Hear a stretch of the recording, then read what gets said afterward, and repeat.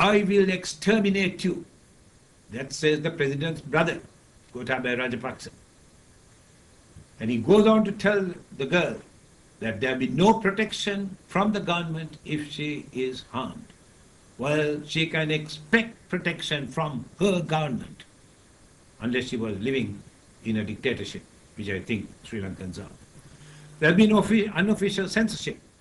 Since of late, all news relating to national security, so-called national security, to be submitted to the media center before publication. The victims are mainly Tamils, although a few Sinhalese, as I said, have been at the receiving end of this.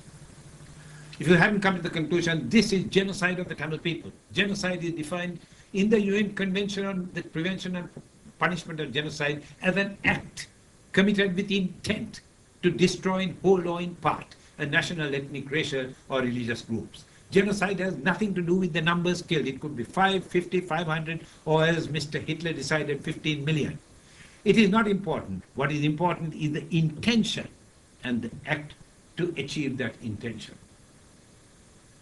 Bombing and shooting is not the only way to kill. You can certainly murder them, and that's highly effective.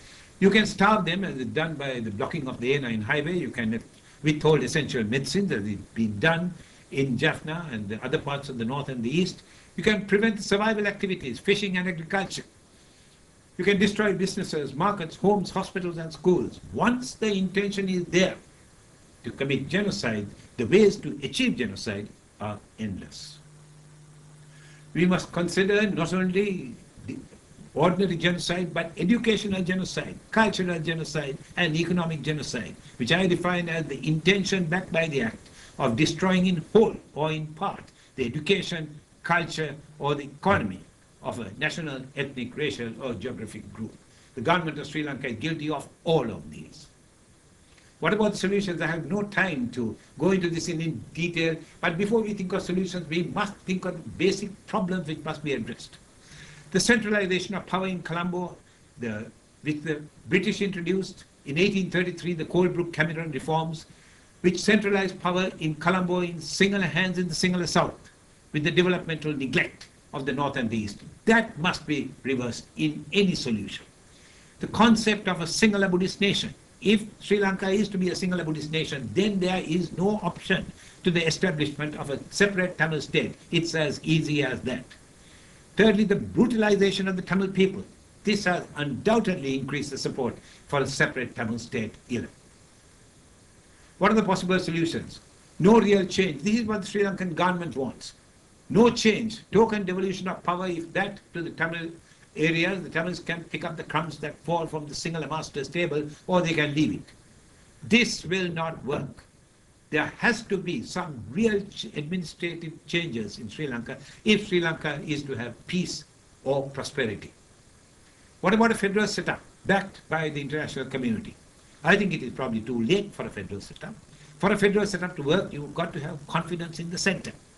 This is simply not there. The people in the Tamil North and the East simply do not have confidence in Colombo for a very good reason, some of which you have seen. Which leaves me with the third and only option. Two separate states, Tamil state in the north and a single state in the south, with the ability to develop separately. Once the states have developed, then you can think of a confederation, say 50 years down the track. This is the only solution at this very late stage. Sri Lanka is too small to be divided. That is arrant nonsense. And there are several publications by me on the net and in the longer DVDs which are being released at the same time to show that this is arrant nonsense. What we need in Sri Lanka is not just peace with the absence of war, but peace with justice. What are the international concerns? Where is the international fallout of these atrocities that go on in these countries such as Sri Lanka? Firstly, major human rights violations, which is what we are looking at in Sri Lanka, are no longer an internal affair of Sri Lanka, of that country. Sri Lanka says that the ethnic conflict is the internal affair of Sri Lanka. No, we got involved in apartheid, which is the internal affair of South Africa, for that very reason, because human rights violations are not just an internal affair of that country. We got involved in East Timor, raped by Portugal and then by Indonesia, for the same reason. Secondly, these conflicts are creating major refugee problems in other countries, as brutalize people, jump into leaking boats and sink off the Australian coast or come here and get locked up. Rather than getting to inhuman treatment of refugees, we should address the problem at its source, which is Sri Lanka. Thirdly, when the rebuilding of Sri Lanka has to occur, when this conflict is over, and all conflicts come to an end, the conflict that the British had with the IRA lasted 300 years but ended, and I have no doubt that the Sri Lankan conflict will end. And it will fall upon the international community to rebuild Sri Lanka. What I'm urging is that the international community get involved in stopping the conflict before Sri Lanka is reduced to a shell, as was East Timor. We watched in Australia, we watched as Indonesia was, East Timor was reduced to an absolute shell, and now we've got to rebuild this shell. Well, you have seen what goes on behind the closed doors of President Rajapaksa's Democratic Socialist Republic of Sri Lanka.